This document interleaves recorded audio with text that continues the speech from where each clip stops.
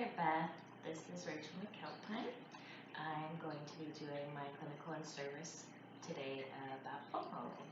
So, because of the virus and everything else that's happening, unfortunately, I don't have anybody to do these techniques on.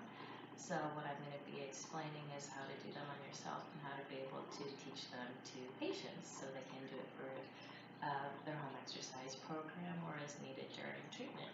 So some history about the foam rolling. There's a few different uses for it as far as what I've researched and will be showing today. There is what is known as a myofascial release, and that term tends to be controversial in the PT world as far as the implications of it. Release generally means some type of freeing, and with the application of the foam roller, unfortunately, it's just a direct pressure. So I think the term roller massage can be more appropriately used when referring to this in the clinic. But there is another way that is used, and I've used it personally before I was aware of its application in the PT world, is for muscle pain. It can be used before or after workouts. Before workout can be used if you're wanting to address any type of range of motion issues that might be causing or interfering with your exercise, and also after exercise to possibly attenuate some of the delayed onset muscle soreness. So any type of muscle pain related to exertion, lactic acid buildup is said to be slightly mitigated with the use of the foam roller.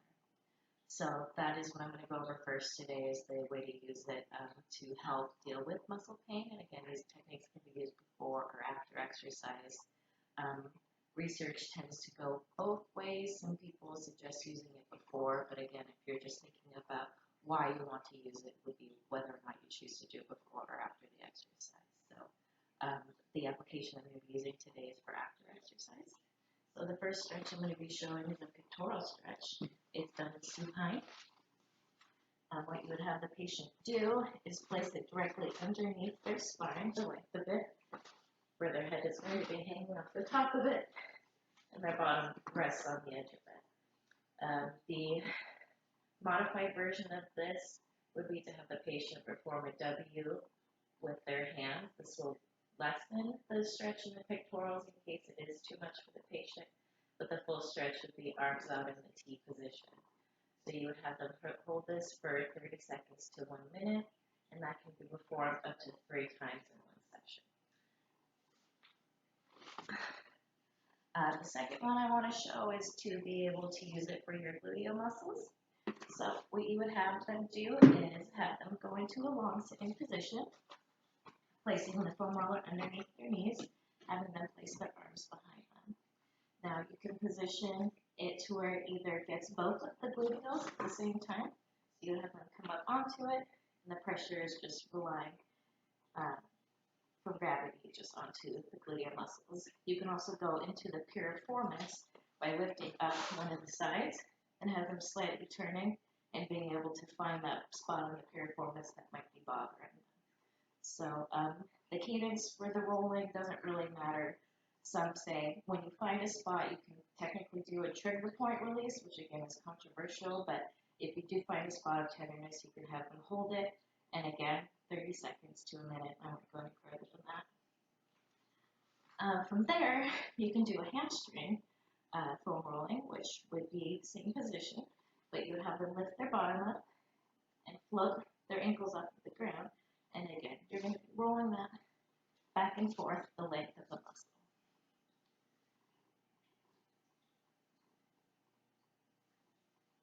The next one is going to be for the IT band. So again, use a positioning. You can have them just turn onto their side, use their other leg for support, and then the leg that they're rolling, you would have them lift it and roll back and forth. So the IT band can be particularly sensitive. It is a tender area for a lot of people, so this may be too much. That may be time when it may be more appropriate to have the patient side lie on the opposite side and then have the therapist perform the assisted massage rolling.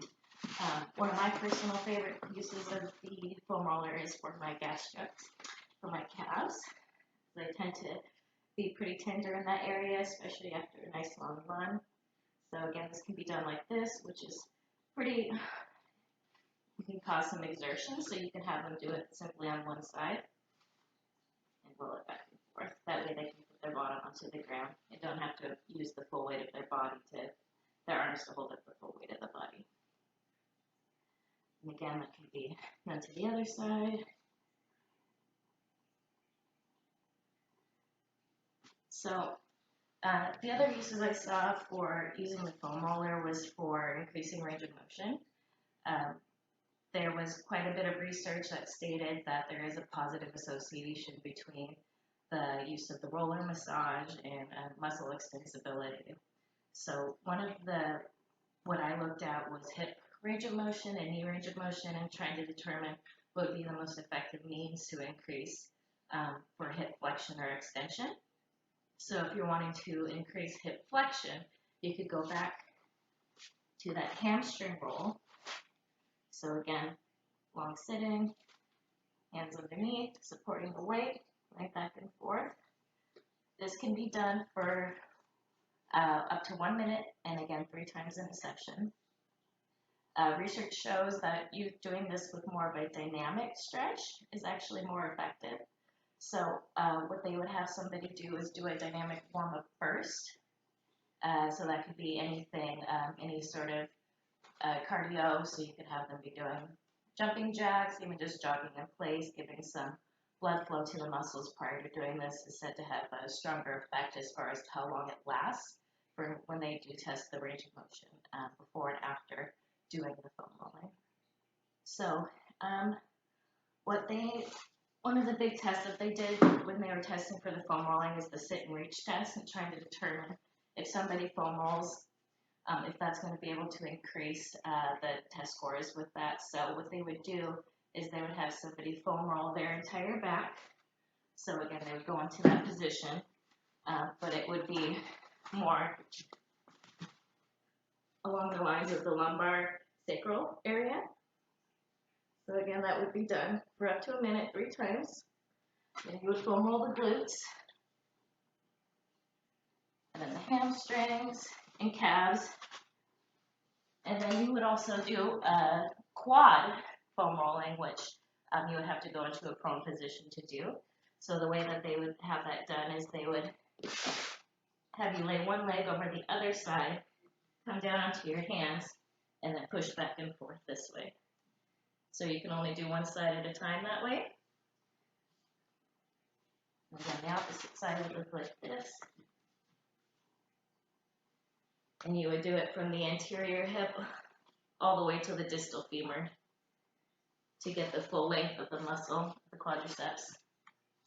And then they also suggested doing a pectoral stretch, which they showed is done like so. Again, you can only do it on one side. Have somebody lay over the foam roller and roll back and forth on it. And then after that, they would do the sit and reach test. So you would have your patient have a measuring tape here. I'm going to put my hands in a position where this would be 0. And then the test would be to have the patient move forward twice. And then on the third movement, they would go forward as possible. So again, just like any other testing, to determine the effectiveness of the treatment, you would do the testing before and after to see if there is any sort of detectable change with it. And then the last one I want to go into is for ankle range of motion. A lot of times we could have limited dorsiflexion due to the tightness in our plantar flexor muscles. So again, that goes back to that gastric rolling, but what they also included and thought was, or determined was the most effective, was to include a static stretch prior to doing the ankle range of motion, or to doing the foam rolling on your gastrics. So what you would do is take a towel or a strap, place it around the balls of your feet. Straight legs need to be maintained throughout the test and with the stretch. And you would have the patient hold that for, again, 30 seconds to 1 minute. And then you would perform the foam rolling. and then you could retest the ankle range of motion in today's instruction. So what I wanted to close with is precautions and contraindications for using the foam roller. Contraindications will include pregnancy. That's due to the relaxin hormone that is released that can cause abnormal joint movements. Another contraindication is any rheumatoid arthritis while they're in the inflammatory phase. Another one will be osteoporosis, because even a minor bump could be a potential fracture. And if you're rolling over those bony prominences, that could really cause some issues. So precautions would include any type of fresh injuries. You don't want to be foam rolling over a giant contusion or any sort of, wound. And also any areas of diminished sensation. So any type of neuropathies, somebody may actually injure themselves and not be aware of it while they're doing this. So thank you so much for listening to my presentation. I wish I could have somebody else here with me to perform these on, but I do feel the benefits of this foam rolling. It's a great tool, super accessible for a lot of people, and it's really easy to teach somebody to do. So I really like using this in the class.